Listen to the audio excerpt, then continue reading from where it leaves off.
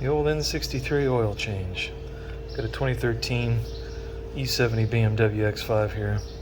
I'm not going to walk you through the whole thing, but here's a couple of tips. Number one, you're going to need a larger than average oil pan to catch all the oil, because this takes anywhere from 8 to 9 to a little over that quarts of oil. So if you've got one of the standard 5 or 6 quart pans, you're going to be in big trouble when this thing starts draining. Get yourself a big pan. I got this one from Home Depot, I think, for $4 or $5.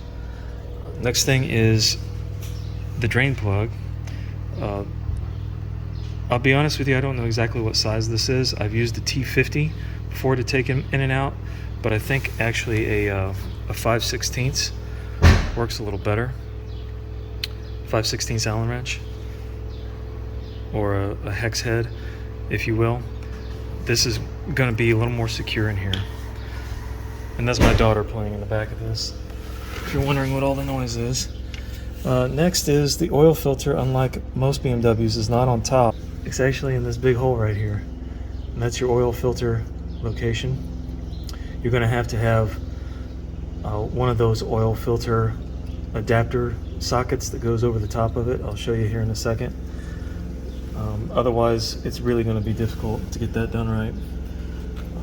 For oil, I used the oil change kit from FCPEuro, which, if you don't know, I'm not sponsored by them, but everything you buy from FCPEuro is warranted, guaranteed for life, including their oil and filters. So if you are in a cycle of buying this stuff, so let's say that the last time I changed oil, it was with an FCP oil kit. When I buy the next one, I send the oil filter and the old oil back in the jugs, and they refund your money. And I'm not lying, it's on their website. But what I go with is the Molly, or Mall, however you say it, the OX3537D filter for this engine. Stuttgart, made in Austria. And it comes with all the, all the little O-rings and the stuff. And then the oil, again, this is what is recommended by FCPEuro as OEM, 5W30, made in Zafazaland. And again, this is, if you're familiar with FCPEuro's website, they don't sell garbage on there. I know this is going to be just fine. And this is the viscosity that they recommended. So just some tips to get you through this.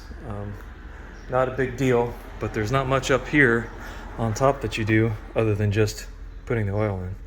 Okay, now to the oil filter, which is probably the trickiest part of this. Here's the tool I was talking about earlier. This is a kit I bought a long time ago, Asemacher Specialty Tools, AST. This is the V410 adapter that fits over that cup, and then you can put I think I used a 7/8 socket on the end of that. It's probably something metric. And then you can twist this off. Without an adapter to get a wrench on, you're gonna have a really hard time getting this oil filter housing off. Of course, and this has got the standard, BMW O-ring around here. And then if you look down in there, you'll see some, I don't know, locators.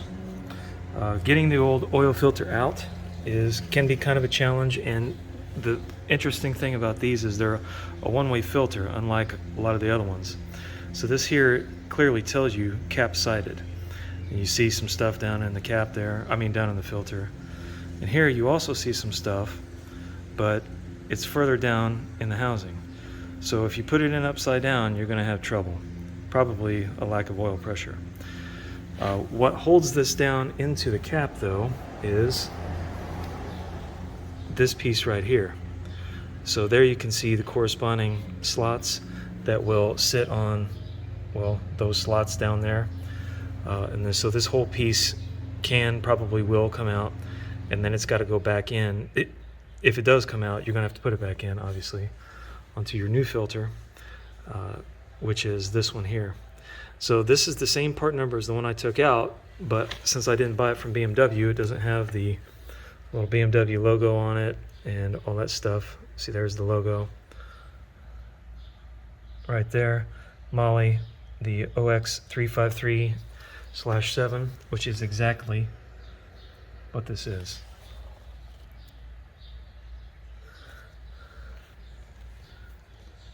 So, and it doesn't say that I can see, made in Austria. This doesn't say this is the cap side, but I know it is from the way I took the other one out. All right, so you got to pay attention to that. So it's going to be installed just like this. So where that little screen is, that goes down on the cap side over that piece there. So I'm going to insert that piece into here and then seat the whole thing in there.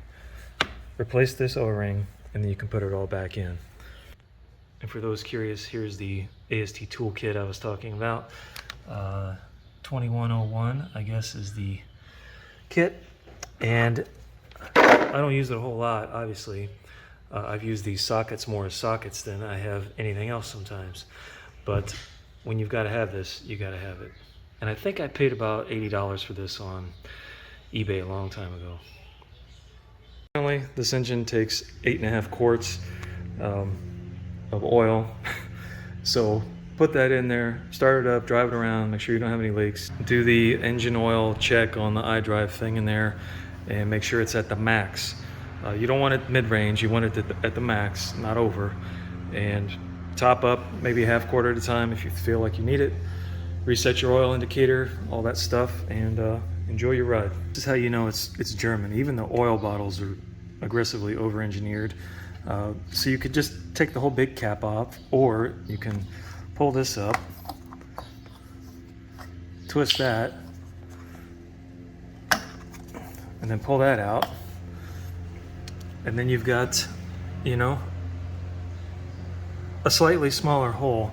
I don't know what the exact application is. That could be a shop application to put a pump in there, and you know, you squeeze pump it, or however they do it. But that's how you know it's made in Deutschland.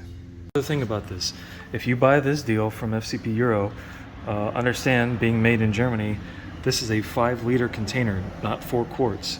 So this plus one more container is 10 liters, which is the max capacity for this engine. I think it's 9.5 liters. So you can stop just a bit shy, like I did down here, and see where you're at. Liter oil.